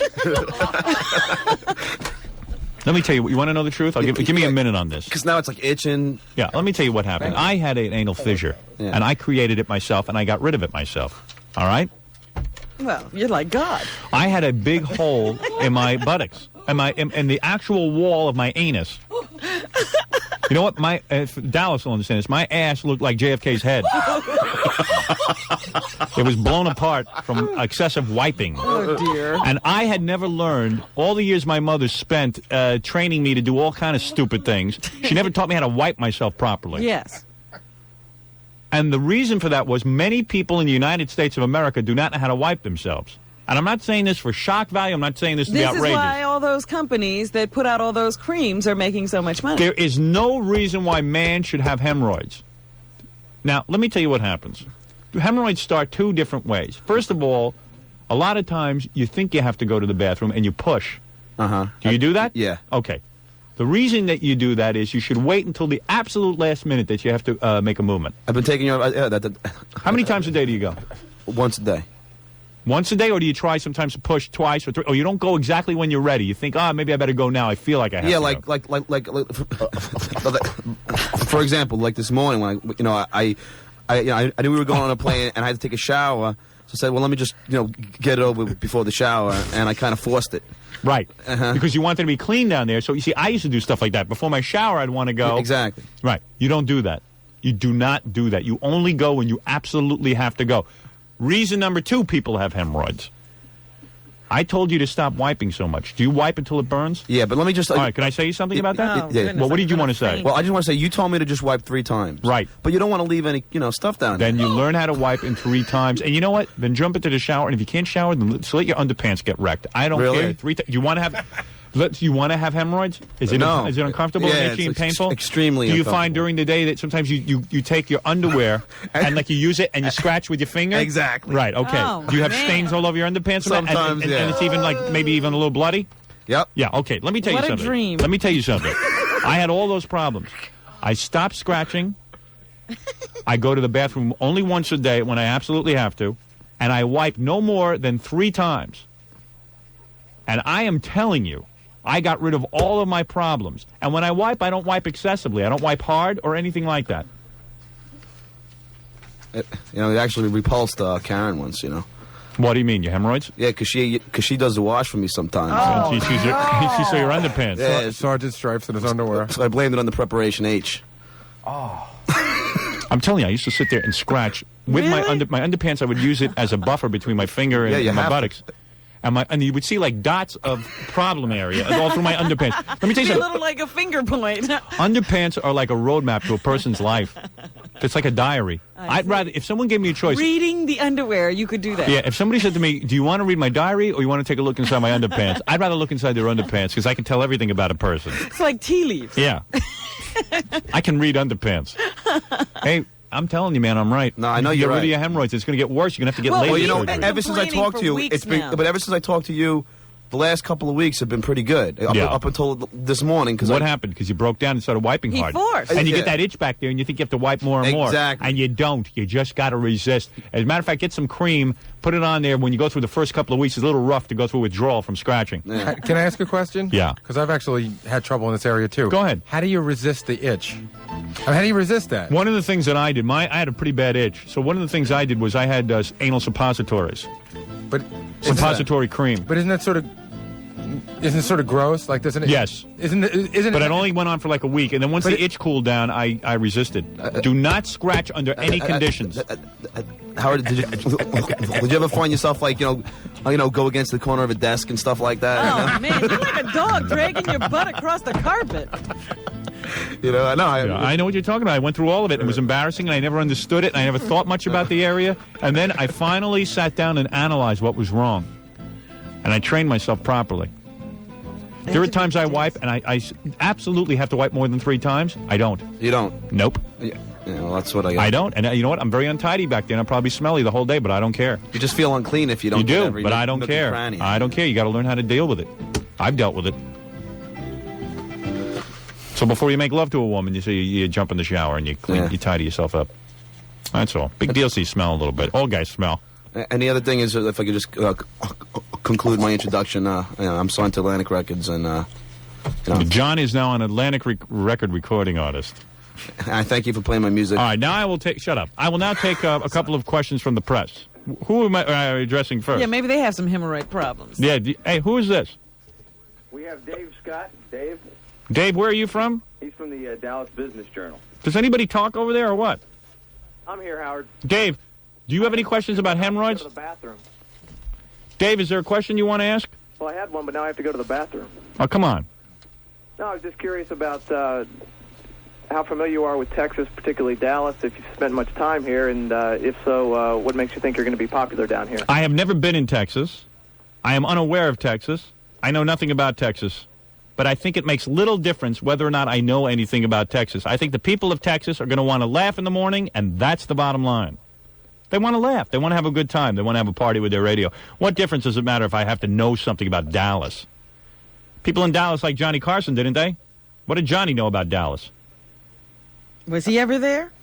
Doesn't make a difference if you're from there. That's ridiculous. I've never accepted that concept that you have to be from an area in order to succeed there. And, I mean, you know, when we went into Los Angeles, they asked the same question. When we went into Cleveland, when we went into Philly, when we went into Washington, every reporter always asked the same question, albeit we had more reporters asking it. Okay. Does that satisfy you? Yeah. Curious why you didn't come down here even to start your show. That's not necessary. We never do that. Yeah, we just don't operate that way. When we become number one, we're going to take a parade route through Dallas, the same one Kennedy took, open limousine. I'm curious about... we will throw a picnic on the grassy knoll. There'll be a giant picnic, and we will also, now get this, have a Lee Harvey Oswald lookalike contest. I think that'll go over real well. Yeah, it sounds like a winner, doesn't it? Absolutely. And then we're going to have a brain-catching contest. That'll go over well, too. Really? You guys are impossible. And we'll broadcast from the depository, the book depository. Well, JFK thing's kind of old here.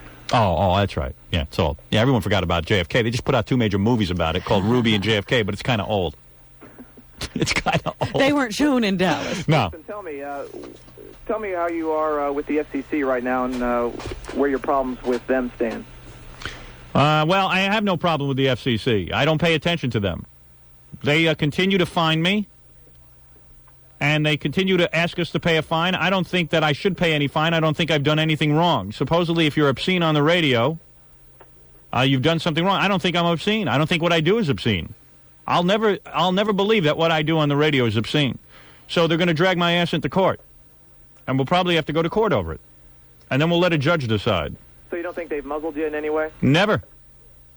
You're not going to be like Faye Vincent and quit after saying you'd fight in court. Maybe I will. Depends how expensive it gets. No, I will. Listen, you know as well as I do, we have to have free speech in this country. You know, the FCC is... Can you name one member of the FCC? Can you do that? I can't. Are you the radio reporter in town? Yeah, I sure am. And yet you can't name one person on the FCC, and yet there are 5 people sitting there who want to take your rights away. They want to decide... determine what you can listen to. They want to decide what you listen to.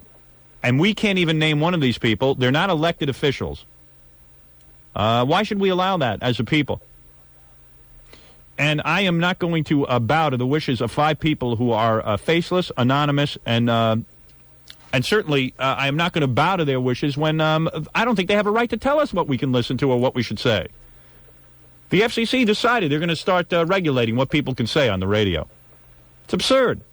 The courts are the ones that decide that, not the FCC. The FCC is supposed to read meters. They're supposed to watch the VU meters go back and forth. You know those 2 meters you're looking at when I talk? Yeah. That's what they're supposed to monitor. Make sure we don't go into the little red marks. They're public servants. They should park my car. I'm paying their taxes, bastards. Every one of them, rat bastards, rat-jap bastards.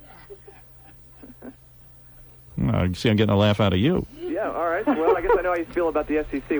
What can we expect from reaction from other radio stations here in Dallas with you on in the morning? The other radio stations already have begun attacking me. It will do them no good. They will do one of two things. They will either ignore me and not talk about me. The second thing that they will do is get on the air and talk about me. Either way, they'll lose. If they talk about me, they'll bring their listeners over to me. And once they sample our show, they will stay with me. This is like the U.S. invasion of Grenada. Yeah, there's no winning. There's nothing you can do. And if they don't talk about me, they'll look like idiots. Because I will talk about them. Are there any stations you won't talk about? No. I will talk about all stations. I will talk about all of the stations in the area. And not only that, I am particularly disturbed that stations are going around stealing my material. And what I'm here to prove is that I'm the guy who started it all. That's all. That's my mission in life. All right, what about the other Infinity radio stations here? KVIL, are they off limits at all? Any of their... No one is off limits. I will talk about everybody. Unfortunately, I'm not even that familiar with the station there. Well, I'm sure you will be. That's all for me, Howard. All right, thank you. Next. Anybody else? We have two other people. All right, can I take a break and then I'll answer their questions? Sounds good. Okay.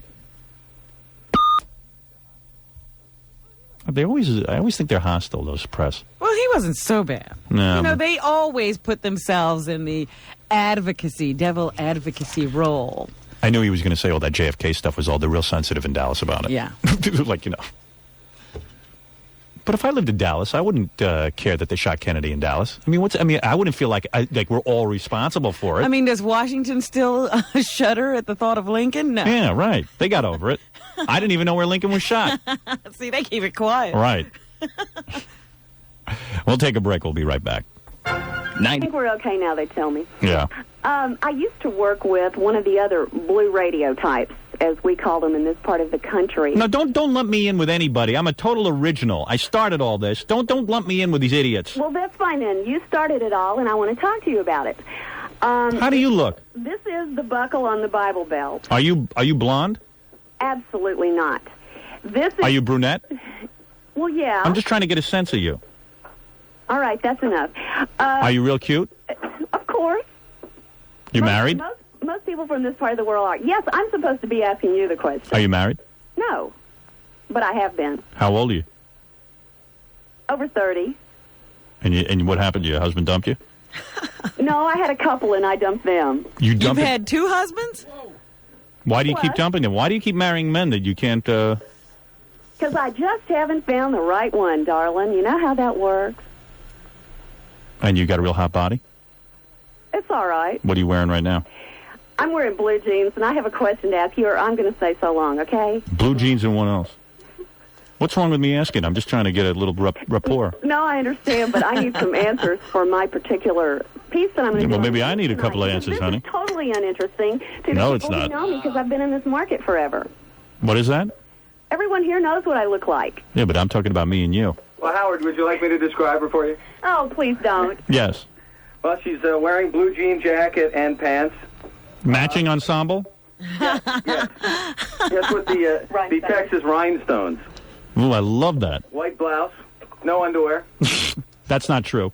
You can't see that unless you're Superman. All right, what is the question? Let's get to the question.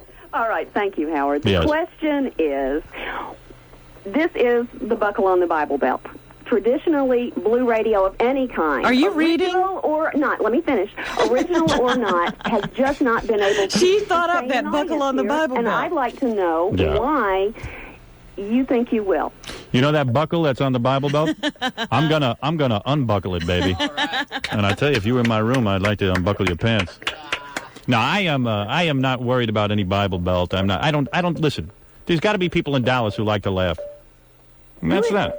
Howard, who's your target audience? Because you do tend to be a little sexist, a little racist, and a lot raunchy. That's in your words, not mine. Absolutely in my words. I'm from this part of the country. Yeah, well, That's the way have we you heard the define it. broadcast before? Yes, I have, and I've seen your television show as well. And you think that was racist and sexy?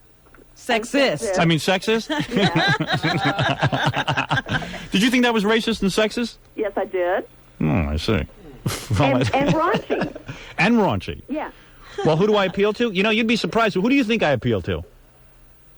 15-year-old boys. You're wrong. I don't have a 15-year-old. I don't have any teens listening to me until they turn 18. Take a look at my ratings in every market. Do your homework. 18 to 54-year-old adults. I'm number one across the board in every market. I don't have teenagers listening. Teenagers like to listen to dopey music. Howard, I have another question for you, a little bit off-center. When you saw my TV show and my radio show, and you know, did it make you laugh? Sometimes. Yeah, it's because you're a girl. Right, Robin? She would need somebody to explain it to her. If she could keep a husband, they would help her with Right. Hey, listen, she can't even hold on to a man. Hey, seriously, that's kind of weird that you can't hold on to a guy. I told you it was the other way around. They couldn't hold on to me. But Why? Are you so difficult to live with? Probably. Moving right along. Do you know how to please a man? Moving right along. See? See what I mean? I'm telling you, to stay married, you need to please a man and have a sense of humor. Actually, I do. No, you think you have a sense of humor. I guarantee I could get you. I know how to please a man. Oh, you do? But moving right along. Well, but no sense of humor. But no sense of humor. You know, you have no sense of humor. Please me. Why should I keep them around? You have no sense of humor. Do you know that? That's not what everyone else says. Did you see how quickly I could have almost run you out of the room? Yeah. I could have gotten you to leave the room. You have no sense of humor whatsoever. That's why you can't hold on to a man. The two of you grate on each other. No, keep laughing, honey. That laugh sounds a lot like a cry. I tell you, I just met you and I want to divorce you. And the feeling is mutual.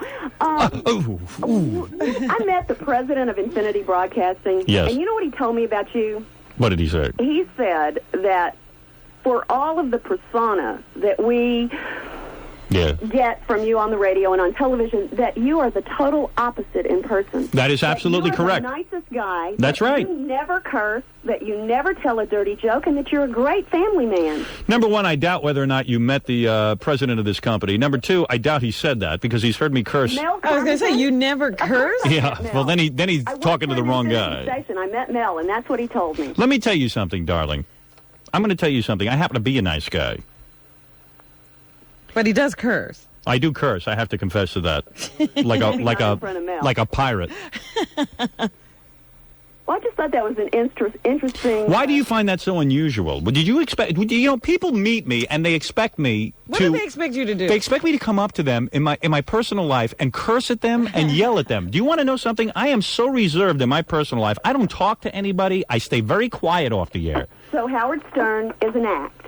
No, not at all. Howard Stern that you get on the radio is me. But I don't certainly get off the air and walk around doing a radio show 24 hours a day. That would be insanity. Why would somebody do that? I get that question more often than not. I mean, everyone who ever interviews me says, how come you don't behave? This is totally unnatural the way I'm behaving on the radio. I'm talking straight for 5 hours. Yeah. Yelling and screaming and carrying on with all of my opinions. People are paying an inordinate amount of attention to me for 5 hours. When I get off the air, it's a whole different scene. I'm very, very quiet. It requires a lot of energy to do this show. So are you ever... Mickey Mantle doesn't walk around swinging a bat when he's off the field. Right. So are you ever coming to Dallas so we can make this judgment in person? I will come to Dallas, my dear, when I am number one. When the people of Dallas make me their king, when they make me number one, I will come to Dallas and I will hold a parade along the same route John F. Kennedy took. In an open limousine. And then we'll talk face to face. Oh, yeah, honey. You know it. Nice to talk to you, Howard. And don't tell me you're not turned on by the thought of being in a room alone with me. She's already She's gone. not turned on by being alone in the room with She's me. not? No. I didn't think so anyway. All Although, she says it, but her eyes say different. right. Hey, there you go. All right. Is there anyone left? Because I got to go do the news. Yes, we have Steve Smith here. All right, Steve, quickly. Well, let's not deny any of the press. Yeah. Steve, go ahead. Where are you from? Hi, Howard. I'm a brunette. I'm 38, and I am married. What are you wearing? And do you know how to please a man sexually? I probably do, but I Are you married? Go into it. Are you married? Yeah, I'm married for 10 years. Howard, for the You wearing underpants right now? Oh yeah. Oh, you are. For the folks at home just finishing up breakfast, the last question about the anal. Are you in good shape? Are the anal fissures okay now? Everything all right about that? Yes, I'm fine. Good. I cured myself of my anal fissure. Great. Well, it wasn't overnight, though. Howard, one question. This is the most conservative market you've been in. Are you concerned that they might end up having to bleep things out? Is that part of the contract that they can do that or they can't do that? No, Cleveland told me they were the most conservative who market. is the most conservative? Somebody better get that straight. The more conservative, the better. No, nobody's going to bleep anything out. This is the way the show comes over the air, we all agree, is not obscene or indecent, and there's nothing wrong with it. So why would we bleep anything out?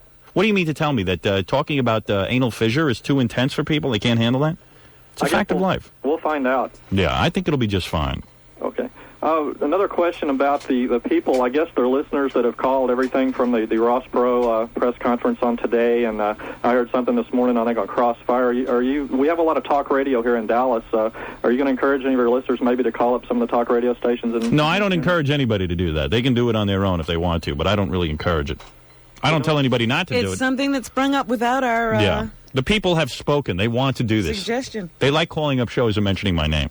But you play recordings of it when they do, don't you? Yeah. It's a lot of fun to hear how people react to my name. Most people cringe when they hear my name. They can't handle it. They don't even know how to answer. You know, Larry King probably wouldn't get any phone calls about me if he just went on the air and went, you know what? I really like Howard. I know him very well. And, you keep calling about him. I'm telling you I like him. But no, he can't even handle it. He don't know what to do. Howard, I heard you talking about the MTV Awards this morning and some of the people that you've made fun of that'll be there. Have there ever been any incidents where you've been accosted by people you've made fun of? Yes. Elaine Boozler's boyfriend accosted me. Wow. Other than that, no. That's the only time ever? That's right. What reaction do you get from people that you have made fun of? Most people love me. The ones that don't like me don't talk to me. Okay. Sounds good. Thanks. And believe me, most of them come crawling to me anyway because they need the publicity. Right? Whenever we get in a war with someone, they come in here. Yeah, anyway. Everybody comes. We were at war with Doesn't matter. Dennis Miller for a while. He came crawling back as soon as he needed some publicity. All of them. They all come back. They all come back. They all come back. They all come friggin' back. Thank you. And that concludes my Dallas press conference. That's the press conference. Thank you very much, Steve. Unless you have any other questions. That's it from here. No redirect? We're pleased that so many of the press decided to show up here today, all three of them. Yeah. Well, it was a good press conference nevertheless. Thank you. Last time I talked to him. Au revoir. Let me take a break, Robin. Let's do some news because we have an unusual show today where we must get out at 10 o'clock because we have to get to Los Angeles. All right. The classic rock station, 92.3 K-Rock. Hey. Let me tell you, this summer's episodes of Beverly Hills 90210, yeah, the best ever. You think so? Oh, yeah. You know why? Because they had you involved with the blonde. There you go. That's great. Don't drop that storyline, my friend. Okay. And you will see unbelievable rating success. I am keeping that in mind, Howard, and I hope the writers are too.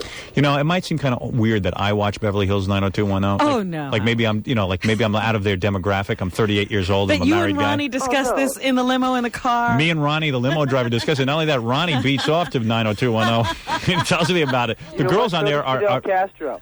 You know who's not even that bad? The one that they kind of, Zuckerman? Yeah. She's not bad, Andrea Zuckerman. Oh, no, she's a sweet girl. Great girl, great body, very talented. She can walk a tightrope.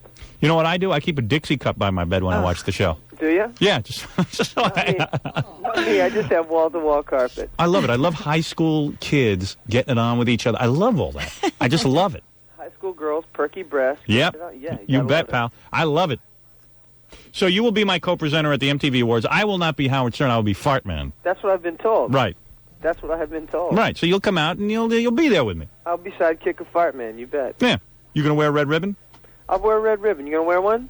I was going to ask you about that. You Fart Man's going to wear a red ribbon? Yeah, except his is brown. Oh, gee. Because he took a dump on it. Yeah, but Fart Man has civic concerns, just like the rest of everybody. Right. Right. He's a compassionate soul. Yeah. But let me tell you something. Yeah. You banging anybody good? You bet. Yeah, who do you got now? We can't get it out on the air, but when we get together tomorrow, I won't hold out. You will tell me. Who you got now? Is it a model or an actress? I'll tell you, I'll let you know. Neither. Dancer. No. You got a dancer? Sort of. Couch dancer. What a time. The time of your life. Oh, no. Stripper? Couch dancer. I love strippers. I would love to have a stripper. Oh, who doesn't? Oh, I'm missing everything. He's living your fantasy. I gotta tell you, Howard, I heard you the other day talking about your vacation in Florida. Yeah. I'm sorry it didn't go over so well. Next time, they got some of the best stripper bars in the world in Florida. Well, I got a wife. Not where he's going. I know. Anyway. She sounds like a sweet lady. Hey, you want to bang Jessica Hahn? I can arrange that for you. Do I? Nah, I'm brave, Howard, but you know. Can't handle that, huh? Nope, I think she's got me a little outmatched. All right, listen, you'll be my co-presenter. You let me do my magic, and you will worry about the rest. You bet. You know what I'm saying? You just hang there with me. Hey, I'm just a hang-back kind of guy. You know that. I'll be there. And I'll take care of everything. And I appreciate you co-presenting with me because it got pretty embarrassing. They called me up a couple of times and said, well, we think we got someone, and then nobody wanted to co-present with me. Finally, they were saying to him, wouldn't you like to come out alone? Are you going to that party afterwards? I don't know. Well, we're going to be doing a show. We're doing a show from the party. Oh, you're doing a show from the party? Yeah, you Maybe should I'll swing by. Yeah, you should definitely swing by and then bring that little hot mama you're with. You got it. Bring her by and tell her to wear the miniest of skirts. The miniest of skirts? Yes. All right. All right, man. All right, talk to you tomorrow. I'll see you tomorrow night. Okay. Is it tomorrow night? Yeah, tomorrow night. Tomorrow's Wednesday. And what do you do? What time are you showing up there? I don't know. Someone's going to call me tomorrow and let me know. And then we show up, and do we hang backstage? Or? Yeah, we hang backstage. We hang out. We talk to people. We go present. Oh, well, then, Luke, you introduce him. Absolutely. Well, Luke and I are supposed to walk out together, except I'll be flying. No. I'm talking about backstage. Yeah. Don't just leave, Howard, because... Oh, no. Yeah, do me a favor. Don't introduce me to anyone, because everyone on that list hates my guts. No, I want you to help him confront. I want you to bring people over to him. Wouldn't you rather do that together at the party, Robin? I love those moments. But I'm sure the fire maker costume will be a great icebreaker. We'll meet a lot of people. Yeah. All right, I'll see you there. All right. All right, bye-bye, Luke. Luke Perry of Beverly Hills 90210. He could be at my side when I call Jagger Grandpa.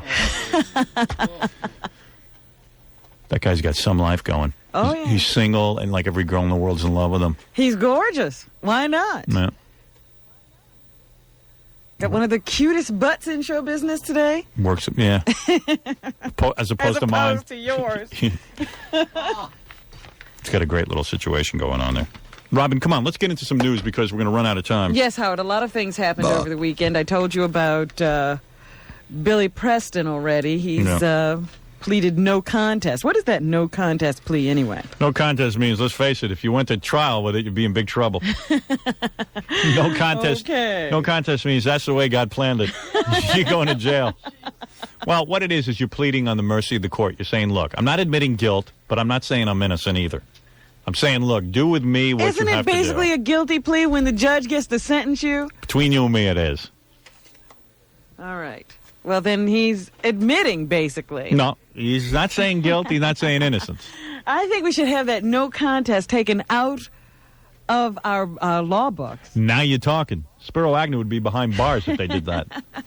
Nolo contendere. Can you imagine? What kind of plea is that, nolo contendere? Either you did it or you didn't do it. Right. You're going to jail, aren't you? Or you're going to have to give up your job. Billy ran into some problem. They accused him of having a little bit of coke in the car there with him. Well, he was getting back to that story. Yeah. Billy is an incredible guy. He's one of the Beatles. He was driving, showing pictures, and doing coke. Right. All at the same time. Billy is what they call in the business ambidextrous. Billy went, in California, they use a lot of day workers. They get these Mexicans who just stand around the road, and you pick them up, and they do some work. You take them to the house, and they do yard work or whatever. And everyone remembers Billy. That's the way God planned it. Willie Go Round in Circles, all those songs. He was one of the Beatles, sort of. So anyway, he picks up this day worker. I guess he had a little coke in the car with him, Billy. And he was showing the guy, this is alleged, he was showing the guy some naked pictures of boys. Oh, women. I couldn't tell which. It was very confusing. Now, Billy told us there was no naked pictures and no coke in the car. Just a boy. And Billy says... And he never touched him. Now, the boy claims that when he got him to the barn, when Billy took him to the barn, Billy jumped on top of him and tried to rape him. Billy says he was just trying to show him what to do. Billy says what would happen was he was talking to the guy, and the kid got confused, and Billy tripped or something. And then the kid ran away, and since there was very little communication with the language,